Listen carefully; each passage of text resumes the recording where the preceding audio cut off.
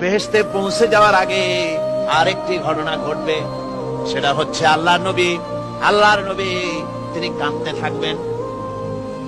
আল্লাহ রাব্বুল আলামিন বলবেন, নবী আপনি কাঁদেন কেন? আজকে তো আপনার কাঁদার দিন না, কেন কাঁদেন? মাকামে মাহমুদ দিয়েছি, আপনাকে কাউসার দান করেছি, কেন কাঁদেন? নবীজি বলবেন, রব্বুল আলামিন আমি দেখতে পাচ্ছি মাঝে মাঝে ফেরেশতারা আমার উম্মতগুলিকে জাহান্নামের দিকে নিয়ে যাচ্ছে। আল্লাহ রাব্বুল আলামিন বলবেন, ও আমার নবী, ও আমার হাবিব, জান্নাতি উম্মতগুলি আপনি বাছাই করে নেন।